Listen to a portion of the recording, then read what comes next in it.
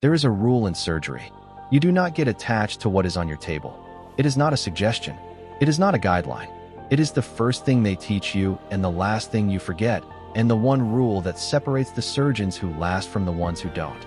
I had followed that rule for 6 years. 6 years of medical school, 2 years of residency, 3 years in Seoul's most exclusive private hospital where the patients had more money than most countries and the expectations were higher than the building itself. 6 years of keeping my hands steady and my heart out of it. And then they brought him in. Gunshot wound to the left shoulder. Stable but serious. No identification. No next of kin listed. A name that I would later discover was not his name at all. He was unconscious when they wheeled him into my theater. He was awake and looking directly at me when I came to check on him 3 hours later. And the first thing he said, in a voice that had no business being that calm for a man who had just been shot, was, "You have very steady hands, doctor." That should have been my warning. I should have walked out of that room. I did not walk out of that room. Stay with me. If you are new here, welcome to Afro-Soul Drama, where African hearts meet Korean souls and nothing ever goes according to plan. Hit that like button, subscribe, and ring that notification bell so you never miss a story. Now, back to the beginning. My name is Dr. Naledi Dlamini, 31 years old. Born in Pretoria, South Africa, raised by a father who was a general practitioner and a mother who taught secondary school biology, and between the two of them decided, without ever saying it directly, that their daughter was going to understand the human body better than she understood anything else. They were not wrong. I was the child who read anatomy textbooks for pleasure, who spent school holidays in my father's clinic asking questions his nurses had stopped asking years ago, who chose medicine not because it was expected, though it was, but because I genuinely could not imagine being anything other than the person in the room who knew what to do when everything was going wrong. I was good at it. Not good the way people are good at things they have worked at. Good the way certain people are good at certain things, like the skill existed in me before I found it. Like medicine was simply the language my hands had always been waiting to speak. I finished at the top of my class at the University of Pretoria. I completed my surgical residency at Gunshot in Cape Town. And when the opportunity came, through a research fellowship, a connection my father had cultivated for years without telling me, to spend 3 years at the Seoul Institute of Advanced Surgery at Naledi Private Hospital, I said yes before I had finished reading the offer. Seoul was not what I expected. It was more. The city operated at a frequency I had never encountered, fast and precise and layered, ancient and ultramodern existing in the same breath, a place that demanded complete attention and rewarded it with a kind of beauty you could only access if you were paying the right kind of attention. I loved it from my first week. I loved my work more. Naledi Private Hospital was, as one of my colleagues described it on my first day, the hospital where the city's most important people go when they cannot afford for the wrong person to know they are sick. Discretion was as much a part of the service as the surgery. We did not ask certain questions. We did not discuss certain patients. We operated, we healed, we maintained a silence that our patients paid very generously for. I had been there for 2 years when he arrived. It was a Thursday evening, late, nearly 11, and I had just finished a 4-hour cardiac procedure and was writing up my notes in the surgeon's lounge when my pager went. Trauma Bay, gunshot wound, male, approximate age early 30s. Brought in by 2 men who gave minimal information and waited outside with the particular stillness of people accustomed to waiting outside things. I was the senior surgeon on call. I went. He was already on the table when I arrived, my team moving around him with the controlled efficiency of people who had done this many times. The wound was to the left shoulder. The bullet had missed the subclavian artery by margins that I would describe later to nobody as almost insultingly close. He had lost significant blood. He was unconscious. He was alive, but the kind of alive that required immediate and precise intervention to remain so. I scrubbed in. I operated. It took 2 hours and 20 minutes. When I was done, when the wound was closed and the monitors were steady and the controlled chaos of the theater had resolved into the quiet competence of post-operative care, I stood at the scrub sink and let the water run over my hands and felt the particular exhaustion that comes after the body has held itself completely together for an extended period. Clean, efficient, successful. I had not thought about who he was once. That was the rule. I went back at 3 in the morning to check his vitals personally. This was not unusual. I always checked complex cases myself in the first post-operative hours. It had nothing to do with him specifically. That is what I told myself, and I believed it completely. The room was dim. The monitors hummed softly. The city glowed through the window. Seoul at 3 a.m. Never fully dark, always half awake. I was reviewing his chart at the foot of the bed when I became aware, with the particular instinct that develops after years of being in rooms with patients, that something had changed. I looked up. He was awake, not drowsily awake, the way post-operative patients usually surface, confused, disoriented, reaching for the edges of consciousness. Fully awake, alert in a way that should not have been possible given what his body had just been through. His eyes were dark and steady, and they were looking directly at me. I held his gaze, professionally, calmly. "You're in Myeonjil Private Hospital," I said in Korean. "You came in with a gunshot wound to the left shoulder. I'm Dr. Dlamini. I performed your surgery. How are you feeling?" A pause. "Like I was shot," he said. His voice was low and slightly rough from the anesthesia, but underneath that, underneath the rawness of it, there was something else. A quality of control, deliberate and practiced. "That's accurate," I said. Something moved at the corner of his mouth. "You have very steady hands, doctor," he said. I looked at him. "Get some rest," I said. "We can talk in the morning." I put down his chart. I walked out of the room, and I stood in the corridor for a moment longer than necessary, my back against the wall, the monitors humming softly through the closed door. I told myself it was post-operative adrenaline. I was lying to myself, but I was very good at that particular lie, and I had no reason yet to stop. His name, according to the admission paperwork his associates had filed, was Kim Juno, 32 years old, businessman, Seoul resident. That was all. No employer listed, no emergency contact, no insurance details. The account had been settled in full, in cash, within hours of his admission.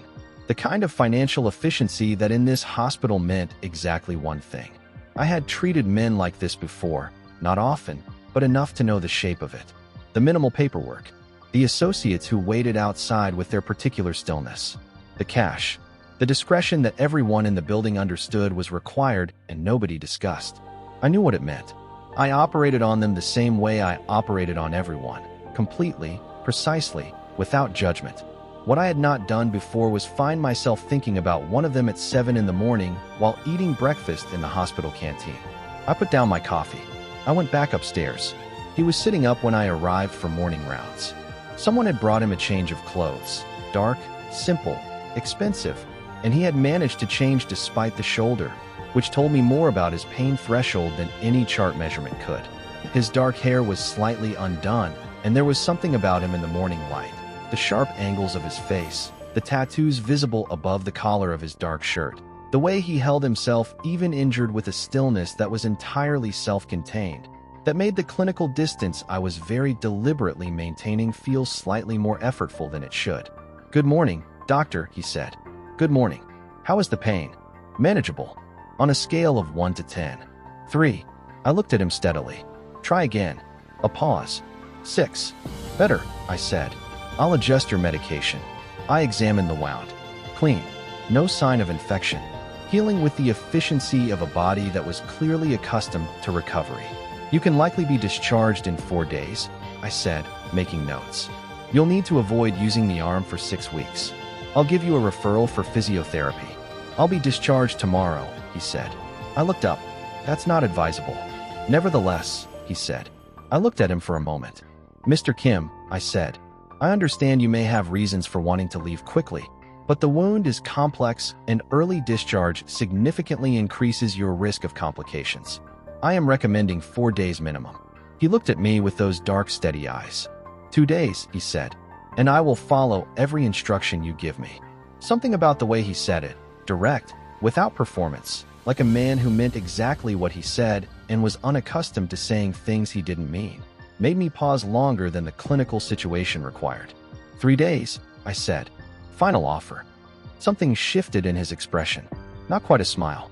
Something adjacent to it. 3 days, he agreed. I went back to my notes. "Dr. Dlamini," he said. I looked up. "Thank you," he said. "For my life." The words were simple, completely without flourish, and somehow that made them land harder than any elaborate gratitude would have. "It's my job," I said. "Yes," he said. But you did it well. I left the room. I stood in the corridor again. I had a full round of patients to see, 3 consultations, and a departmental meeting at noon. I thought about dark eyes and a voice that said you did it well, like it was simply and exactly true. I went to see my next patient. 3 days should not have been enough time for anything. 3 days is nothing. A long weekend. A short conference. The time it takes to read a good book or recover from a mild cold. 3 days should not have been enough time for me to learn that he took his coffee without sugar and his silences without apology. That he listened, really listened, the way almost nobody does, with his whole attention, like the thing you were saying was the only thing worth attending to. That he had a mind that moved fast and precisely and occasionally revealed itself in observations so accurate they were almost startling. 3 days should not have been enough time for the morning rounds I conducted with complete professionalism to become the part of my day I moved toward most deliberately. And yet, by the second evening, I was staying longer than the visit required, pulled into conversations that began as clinical and became something else without a clear moment of transition. He asked about South Africa with a genuine curiosity that had nothing performative about it. I told him about Pretoria, about my father's clinic, about the specific quality of light on the Highveld in winter that I missed in ways I hadn't expected to miss it. He listened. He told me, carefully, in the way of someone accustomed to managing what they reveal, small things. That he had grown up in Busan, not Seoul. That he had taught himself to cook because there had been a period of his life when depending on other people for basic things had not been an available option. That he read, widely, voraciously, in 3 languages. On the 3rd evening, I sat in the chair beside his bed long after I should have left, and we talked about cities, the ones we had lived in, the ones we wanted to see, the particular loneliness of being excellent at something in a place far from home. At some point, the light outside had gone from gold to purple to the ambient glow of Seoul at night. "You should go home, doctor," he said. "You've been here since 6 this morning." "Naledi," I said. He looked at me. "My name," I said. "You can use it." Something in his face shifted, slow and deep. "Naledi," he said. My name in his mouth sounded like something being recognized. "Get some sleep," I said. "You're being discharged tomorrow." I stood up. "Naledi," he said again. I turned. "When I leave tomorrow," he said carefully, "I would like to see you again. Not as a patient." The room was very quiet. Seoul glowed through the window. I looked at him for a long moment. "Let's get you discharged first," I said. I left. I did not sleep well that night. He left at 10 the next morning. His associates came. The same 2 men who had waited outside 3 days ago. And there was a brief and quiet efficiency to the departure that reminded me of everything I had been carefully not thinking about for 3 days. He signed his discharge papers at the nurse's station. He walked past me in the corridor. I was pretending to review a chart, and he stopped. "Dinner," he said quietly. "Saturday, if you're willing." I looked at the chart. "I finish at 7, I said. "I'll send a car at 7:30, he said. He walked away. I stood in the corridor of Myangil Private Hospital and told myself that this was inadvisable and unprofessional and almost certainly complicated. All of that was true. I went to work. I counted the days to Saturday. He took me to a restaurant in Gangnam that had no sign outside and a waiting list of 6 months that somehow did not apply to him. He was wearing all dark again. It seemed to be his default, the way certain people find the color that belongs to them and stay in it. His shoulder was held carefully, but he moved without showing the effort it cost, the way people do when they have long practice at not showing what things cost them. He had made a reservation under Kim Juno. The staff knew him, not in the way staff know regulars, in the way staff know people whose knowing matters. I filed this away. We talked for 3 hours. I learned more about him that evening than I had in 3 days in the hospital. Not because he revealed more, but because in this setting, away from the clinical context, I was watching differently. The way he occupied space, the way people moved around him, deferentially, carefully, with a particular awareness. The way his phone screen lit up repeatedly with messages he declined to look at, the deliberate choice of presence over whatever was demanding his attention. He was attentive in a way that felt like a decision rather than a default. At the end of the evening, he walked me to the car. "I'd like to do this again," he said. "So would I said. He looked at me for a moment. "Naledi," he said, "there are things about my life that are complicated. I work in a private hospital in Seoul that doesn't ask questions," I said. "I understand complicated. Something moved in his expression. "Not like this," he said quietly. I looked at him. "Tell me when you're ready," I said. The car door opened. I got in. I looked back at him once through the window, standing on the pavement in the Seoul night, still and contained, and watching the car until it turned the corner. I should have paid more attention to what he said. Not like this. For weeks. For weeks of Saturday dinners and occasional weekday evenings and conversations that went longer than either of us planned. For weeks of learning the specific geography of another person, the things that made him laugh quietly, the subjects that made him go still and careful, the way he looked when he forgot for a moment to manage what his face was doing. He was, underneath the control, underneath the stillness, underneath the careful management of everything he revealed, a remarkably human person. He remembered everything. Every small thing I mentioned, a restaurant I had wanted to try, a book I had referenced once in passing, a song that had come on in the background of a call I took while we were together, would reappear later, quietly, without announcement. The book on my doorstep, the restaurant reservation made, the song playing when I got into his car. He did not make these things into gestures. He simply provided, noticed, and responded. The way people do when paying attention to someone is the most natural thing in the world. I was falling. I knew I was falling. I told myself I had both eyes open and could therefore manage the landing. I was wrong about the second part. It was a Tuesday. I was at the hospital late, a complex case that had run long, and I was walking through the private ward corridor at nearly midnight when I passed a room and through the slightly open door heard voices. Korean, fast and low. I would have walked past without registering it except that one of the voices was familiar. I stopped. I should not have stopped. I stood outside that door for 30 seconds and heard enough. Not everything. Fragments, names, references, the particular vocabulary of an industry I had spent 2 years in Seoul learning to recognize without acknowledging. And a name. Not Kim Juno. A different name. Said by the other voice with the deference of someone addressing someone whose actual position they knew. I walked away from that door very quietly. I went to my office. I sat down. I opened my laptop. I typed the name I had heard. The results loaded. I stared at the screen for a long time. His name was not Kim Juno. His name was Kwon Taeyong, 33 years old, head of the Kwon organization, one of Seoul's most powerful and most deliberately invisible crime families. Third generation.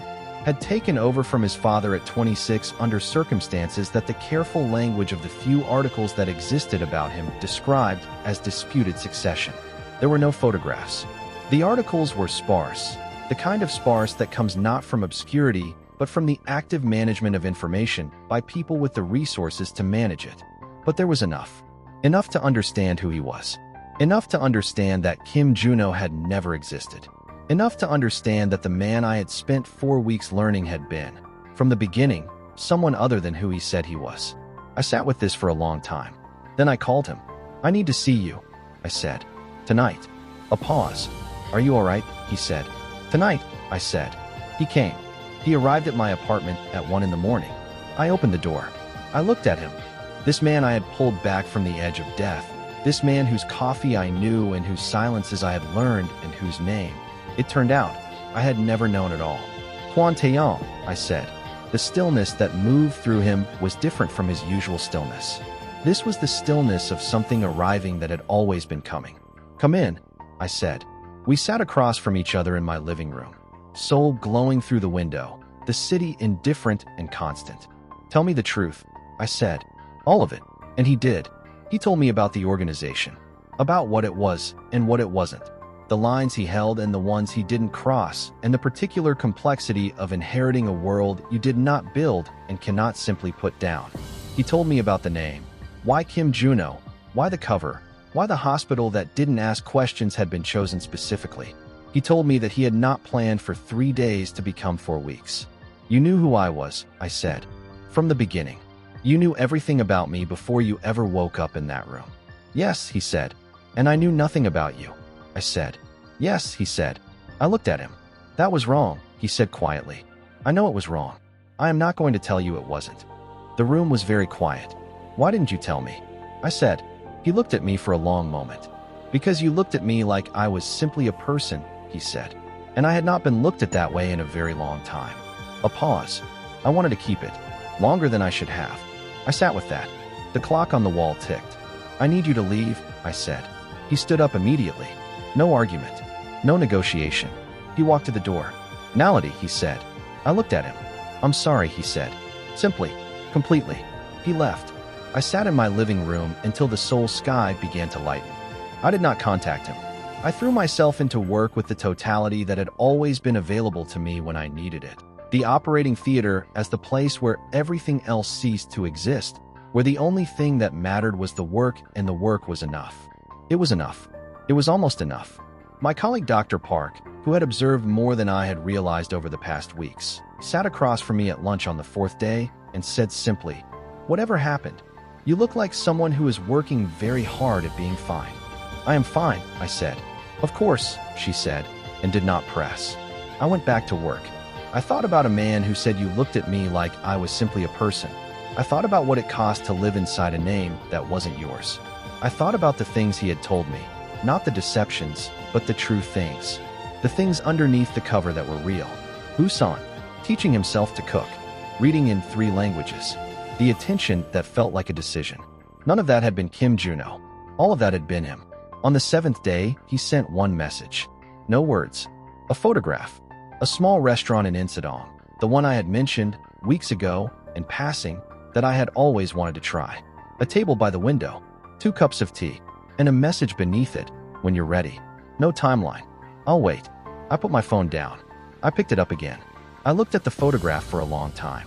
I went back to my father once, not physically, in a phone call, late on a Saturday evening when Pretoria was warm and Seoul was cold, and the distance between them felt very manageable and very vast at the same time. I did not tell him specifics. My father was a perceptive man, and I had learned early that he heard the shape of things even when the details were withheld. "There is someone," I said, "who was not honest with me about who he was." My father was quiet for a moment. "Was he honest about what he felt?" he said. I thought about that. "Yes," I said. "I think that part was always true." My father said, in the way that meant he was thinking rather than dismissing. "He lives in a complicated world," I said. "Most people worth knowing do," my father said. "Your mother thought I was too serious when she met me. I thought she was too stubborn. We were both right. We got married anyway." I laughed despite myself. "That is not the same thing," I said. "No," he said. "But the principle is, you decide what you can live with and what you cannot. And then you live with your decision." A pause. "What can you not live with, Naledi?" I thought about it honestly. I could not live with cruelty, with being made small, with a love that required me to be less than what I was. I thought about a man who stood up when I walked into rooms, who listened like I was the only thing worth attending to, who said I am not going to tell you it wasn't wrong instead of explaining it away. I thought about you looked at me like I was simply a person. "I'll call you back, Dad," I said. I hung up. I picked up my phone. I typed, "Sunday, the restaurant in Insadong, 7 o'clock. I put the phone down. It rang 30 seconds later. I answered. "I'll be there," he said. 6 months later, I am still in Seoul. My fellowship has been extended, a decision that surprised my department and surprised nobody who knew me well. My life is not simple. It was not simple before, and it is not simple now, and I have made my peace with the particular texture of loving someone whose world will never be entirely uncomplicated. What it is, what it has always been, from a hospital room at 3 in the morning to a restaurant in Insadong, to the ordinary, extraordinary geography of a life being built, is real. He told me his name on our first Sunday dinner after. His real name. His full name. Everything. He sat across from me in that small Insadong restaurant and told me who he was. All of it. The weight and the history and the things that were difficult and the things he was working to change. And he looked at me the whole time like a man who understood that he was handing something fragile to someone he trusted completely. I listened. When he finished, I picked up my tea. "Kwan Taeyong," I said. "Yes," he said. "I'm Naledi Dlamini," I said. "I'm a surgeon from Pretoria. I have very steady hands and very low patience for people who underestimate me." Something in his face, something that had been careful for a very long time, opened. "I know," he said. "I have never once underestimated you." "Good," I said. I drank my tea. Outside, Seoul moved through its evening, fast and layered and entirely itself. Inside that small restaurant, a South African surgeon and the most dangerous man in the city sat across from each other and began, honestly this time, from the beginning. Some things are worth the complicated. Some people are worth the odds. I have very steady hands. I knew exactly what I was holding.